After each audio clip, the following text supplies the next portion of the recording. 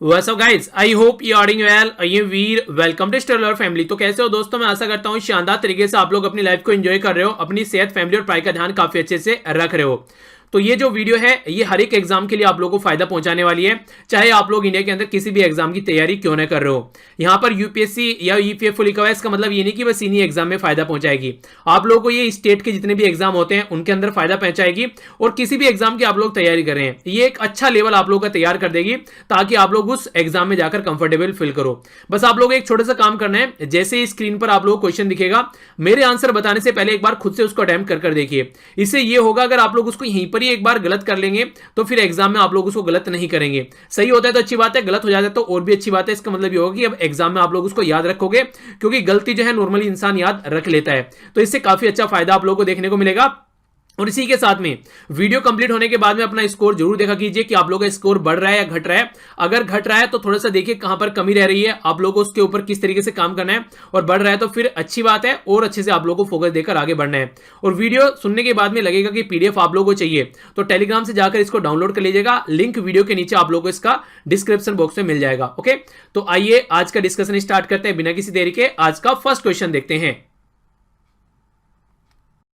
Question में बात की जा रही है यहाँ पर D28 आइसबर्ग के बारे में। तो बर्फ का टुकड़ा है उसके बारे में बात की जा रही है। तो क्या क्या स्टेटमेंट सही है? बोला जा रहा है यहाँ पर D28 जो है ये अभी ब्रोक ऑफ आयन के टूटा है, ये यहाँ पर जो वेस्टर्न कॉन्टिनेंट से, और इसी के साथ में ग्रीनलैंड जो रैपिडली आज के डेट में पिघल रहे हैं और जहां पर क्लाइमेट चेंज की वजह से उनसे ये थोड़ा डिफरेंट है। ठीक है, इसी के साथ में यहाँ पर ये आर्टिक सर्किल में लाई करता है। तो कहीं सही आंसर यहाँ पर क्या है ये आप लोगों को बताना है। ए में बोला गया ओनली वन, बी बोला गया ओनली टू, सी में बोला गया both one and two, D बोला गया नन ऑफ द अबव। सही आंसर क्या है? A B C F D.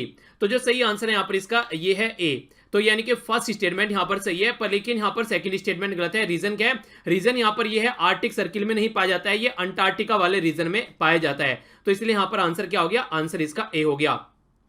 इसके बारे में थोड़ा सा आप लोग एक बार देख लीजिए एग्जैक्ट में किस पर्टिकुलर एरिया की बात कर रहा हूं। बीचों बीच अपनी प्यारी कंट्री हो गई, थोड़ा ऊपर जाएंगे तो आप लोग यहां पर देख सकते हैं, ये हो गया आप लोग के सामने आर्टिक सर्किल। पर नीचे आप लोग आएंगे यहां पर, ये आप लोग को अंटार्कटिका वाला रीजन देखने को मिलेगा। तो यहां पर ये आर्टिक में नहीं, ये अंटार्कटिका वाले रीजन में पाया जाता है। ठीक है, और एक बच्चा पूछ रहा था कि सर ये मैप कैसे यूज करते हैं, तो इसके ऊपर मैंने ऑलरेडी वीडियो बना रखी है, आप लोग इसको मैप प्रैक्टिस में यूज कर सकते हैं।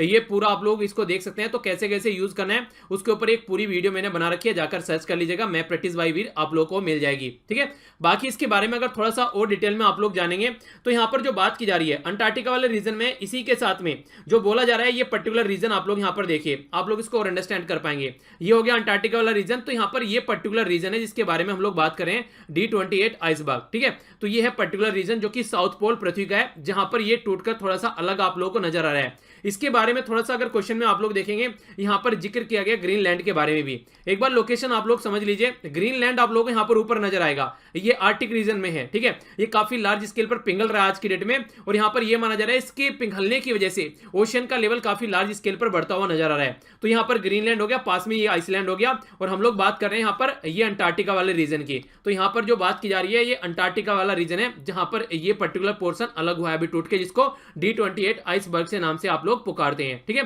तो इसके बारे में आप लोग आइडिया रख सकते हैं। आइए अब आगे चलता हूं। नेक्स्ट क्वेश्चन यहां पर बात कर रहे हैं United Nation World Tourism Organization के बारे में। तो इसके बारे में कौन सी स्टेटमेंट करेक्ट है ये पूछा गया है। बोला जा रहा है फर्स्ट स्टेटमेंट में ये रेस्पॉन्सिबल है प्रमोशन करने के लिए सस्टेनेबल और यूनिवर्सली एक्सेप्टेबल टूरिज्म। तो ऐसा टूरिज्म होना चाहिए, ठीक है, जो कि खासकर सस्टेनेबल हो और इसी के साथ में एक्सेसिबल हो, यानी कि सब उसको एंजॉय कर सके। हेडक्वार्टर जो यहाँ पर यूएन वर्ल्ड टूरिज्म ऑर्गेनाइजेशन का है, ये जर्मनी के अंदर में है। तीसरा बोला गया है UNWTO, यानी कि यूएन वर्ल्ड ट्रेड ऑर्गेनाइजेशन जो एग्जीक्यूटिव काउंसिल है यहाँ पर। ठीक है, तो उसके बारे में बात की जा रही है। गलत बोल रहा हूं, वर्ल्ड ट्रेड ऑर्गेनाइजेशन नहीं होगा यहाँ पर, ये याद रखिए, कंफ्यूजन में आप लोग बच सकते हैं। यहाँ पर ये वर्ल्ड टूरिज्म ऑर्गेनाइजेशन है। ठीक है, तो वर्ल्ड टूरिज्म और जो ऑर्गेनाइजेशन है उसके बारे में बात की जा रही है। तो इसकी एग्जीक्यूटिव जो काउंसिल है वो रिप्रेजेंट करती है ऑर्गेनाइजेशन गवर्निंग बॉडी को। ठीक है, तो ये आप लोग इसके बारे में ये तीसरी स्टेटमेंट हो गई।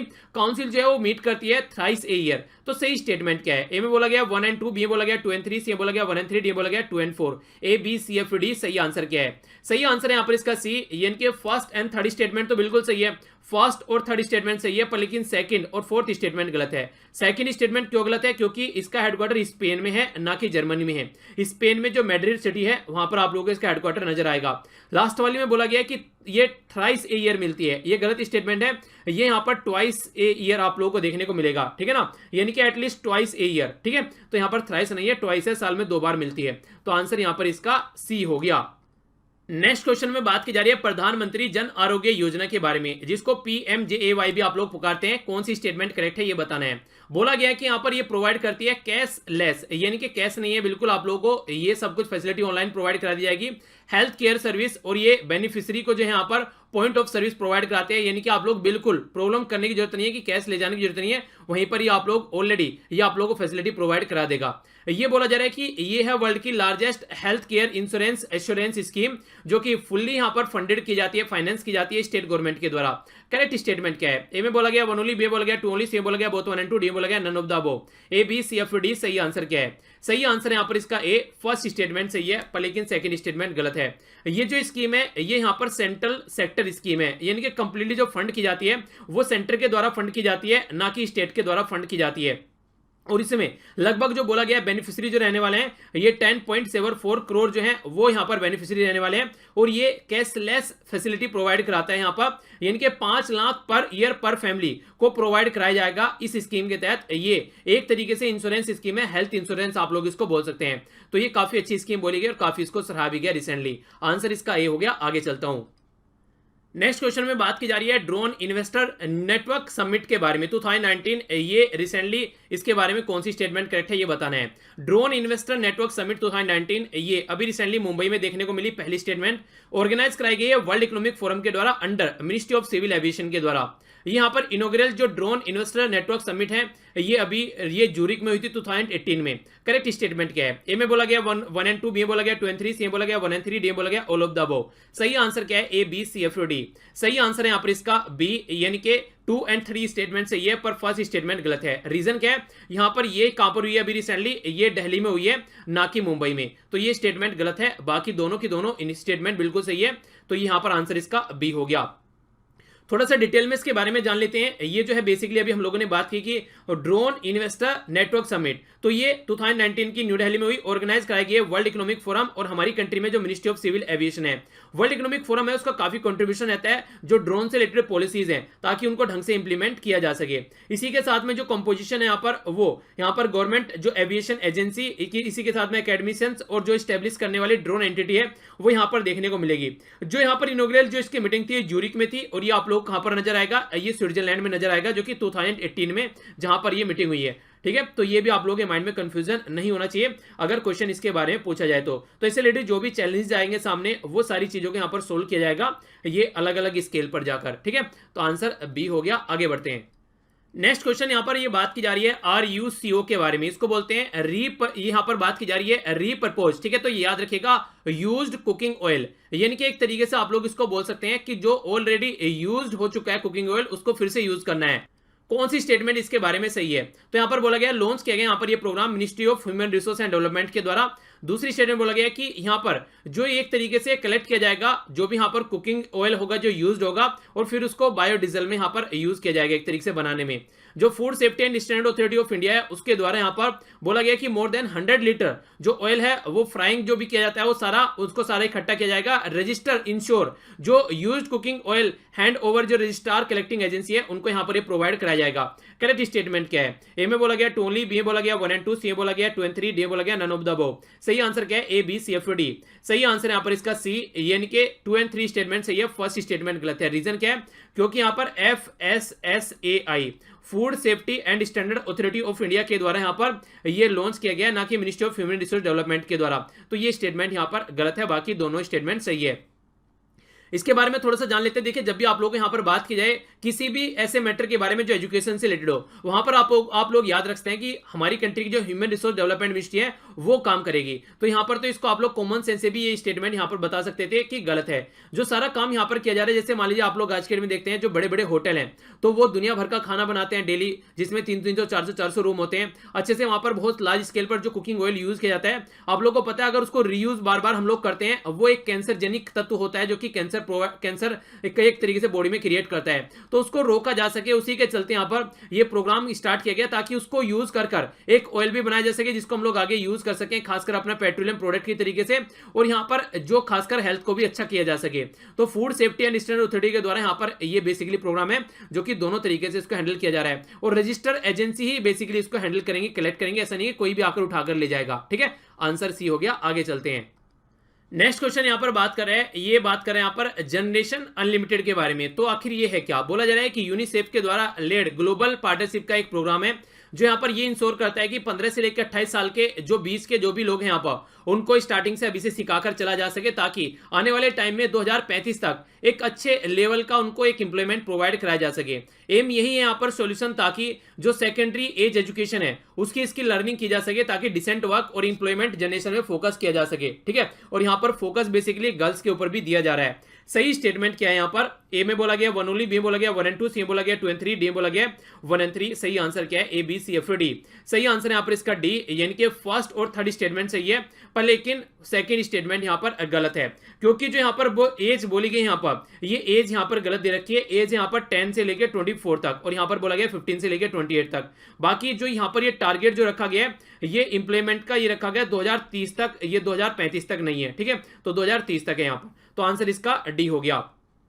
थोड़ा सा और डिटेल में इसके बारे में एक बार बात कर लेते हैं। देखिए ये जो टारगेट है बेसिकली अगर आप लोग देखेंगे यहाँ पर बात की जा रही है यहाँ पर किसके बारे में, ये यहाँ पर सेकेंडरी एज एजुकेशन के बारे में बात की जा रही है। आप लोग यहाँ पर अंडरस्टैंड कर सकते हैं, ये एलिमेंट्री एजुकेशन होती है जिसमें प्राइमरी स्कूल और अपर प्राइमरी स्कूल की बात करते हैं। ये सेकेंडरी एजुकेशन होता है जिसमें सेकेंडरी स्कूल और सीनियर सेकेंडरी स्कूल के बारे में बात करते हैं, और ये हायर एजुकेशन होती है। तो यहाँ पर जो बात की जा रही है वो सेकेंडरी स्कूल के बारे में बात की जा रही है। सेकेंडरी क्या हो गया? सेकेंडरी आप लोग को यहाँ पर देखने को मिलेगा जो यहाँ पर 8 से लेके 8, 9, 10 जो होता है आप लोग का, फिर 11, 12 जो होता है वो सीनियर सेकेंडरी होता है। तो इनका जो फोकस है यहाँ पर ये किसके ऊपर है? यहाँ पर ये सेकेंडरी एज एजुकेशन के ऊपर है। तो यहाँ से ताकि उनको एक ऐसा वर्क प्रोवाइड कराया जा सके कल्चर, ताकि आगे चल के वो अच्छे से काम कर सकें। तो यूनिसेफ के द्वारा लेड ये प्रोजेक्ट है ताकि अच्छे से एक अच्छी स्किल्ड लेबर फोर्स हम लोग तैयार कर सके आने वाले टाइम में, अगर कोई स्कूल ड्रॉप आउट भी बच्चा अगर निकलता है तो। ठीक है, तो डी है आंसर। आगे बढ़ता हूं। नेक्स्ट क्वेश्चन के बारे में बात करते हैं। बात की जा रही है national council for promotion of Urdu language. इसके बारे में कौन सी स्टेटमेंट करेक्ट है आप लोगों को ये बताना है। एम बोला गया सबॉर्डिनेट बॉडी है ministry of human resource and development के अंडर, जो कि department of secondary and higher education के अंडर आती है। इसकी कैपेसिटी जो है बेसिकली ये किस लिए है? ये नेशनल नोडल एजेंसी है जो कि प्रमोट करती है उर्दू लैंग्वेज को। National council of promotion of Urdu language यहाँ पर ये प्रिंसिपल कोऑर्डिनेटर है ताकि उर्दू लैंग्वेज और उर्दू एजुकेशन को बढ़ावा दिया जा सके। करेक्ट स्टेटमेंट क्या है? ए में बोला गया ओनली 1, बी में बोला गया ओनली 2, सी में बोला गया बोथ 1 एंड 2, एंड डी बोला गया नन ऑफ द अबव। सही आंसर क्या है? A B C F D. सही आंसर है यहाँ पर इसका बी। सेकंड स्टेटमेंट सही है, फर्स्ट स्टेटमेंट गलत है। थोड़ा सा माइन्यूट सा डिफरेंट है। यहाँ पर बोला गया सबॉर्डिनेट है, तो सबॉर्डिनेट नहीं है यहाँ पर, ये ऑटोनोमस ऑर्गेनाइजेशन है एक तरीके की। यहाँ पर जो बॉडी अंडर आती है यहाँ पर इसके पर, लेकिन ये ऑटोनोमस है, यानी कि इसके हिसाब से काम नहीं करती है, ये अपने हिसाब से यहाँ पर काम करेगी, ऐसा नहीं कि इसके प्रेशर में आकर काम करेगी। तो ये एक ऑटोनोमस ऑर्गेनाइजेशन है। ठीक है, और बाकी जो इसका गठन किया गया था जो यहाँ पर ये है कि promotion for development Urdu language council start की गई थी दिल्ली में ये 1996 में। तो तब से लेकर आप लोग समझ सकते हैं हमारी कंट्री में ये यूटिलाइज की जा रही है। तो आंसर यहाँ पर बी हो गया। ओके, इसके अलावा एक्स्ट्रा इन्फॉर्मेशन आप लोग बोल सकते हैं, जैसे कि हमारे संविधान में शेड्यूल 8 में टोटल मिलाकर स्टार्टिंग में 14 लैंग्वेज की, आज के डेट में 22 लैंग्वेज यहाँ पर हो चुकी हैं। तो यहाँ पर अगर आप लोग देखें टोटल मिलाकर 8 लैंग्वेज और ऐड की गई है। तो इस तरीके से एक शेड्यूल लैंग्वेज भी है हमारी कंट्री में ये उर्दू, इसमें आप लोगों को इसका पार्ट नजर आएगी। तो एक शेड्यूल लैंग्वेज भी है ये। ठीक है, तो रीजन क्या था? रीजन ये था, अभी पंजाब में न्यूज में था, इस लैंग्वेज को अभी फॉरेन डिपार्टमेंट के साथ में ऐड करने की बात कर रहे थे। बोला गया था कि जो मुगल थे और जो हमारी कंट्री में जो बेसिकली दिल्ली सल्तनत थी वो फॉरेनर थे जिनके द्वारा हमारी कंट्री को इन्वेड किया गया था, और उसके बाद में उर्दू पिक्चर में आई थी। तो ये गलत तरीका है, पुराने टाइम से हमारी कंट्री में उर्दू देखने को मिलती है, ये बिल्कुल गलत तरीके से इसको प्रेजेंट किया जा रहा था, बल्कि हमारे संविधान में मेंशन है इसके बारे में। तो ये गलत तरीका है इस तरीके से, और कई सारे राज्य जैसे उत्तर प्रदेश ले लीजिए ऑफिशियल लैंग्वेज के तौर पर यूज किया जाता है उर्दू को। ठीक है, और भी कई सारे ऐसे राज्य हैं। तो इसके बारे में आंसर बी सही है। आगे चलता हूं।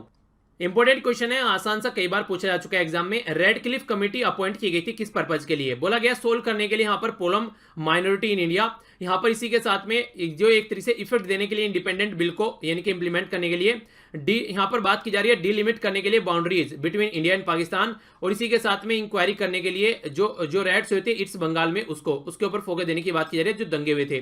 करेक्ट स्टेटमेंट क्या है? A B C F D. सही आंसर है यहाँ पर सी। रेड क्लिफ के बारे में आप लोगों ने वैसे भी सुना होगा, यहाँ पर ये इंडिया और पाकिस्तान के बीच में जो लाइन है बेसिकली उसके नाम को पुकारा जाता है रेड क्लिफ, ठीक है। तो उसके द्वारा यहाँ पर डिमार्क किया गया था इंडिया और पाकिस्तान के बॉर्डर को, तो इसी के नाम पर इसका नाम भी रखा गया है।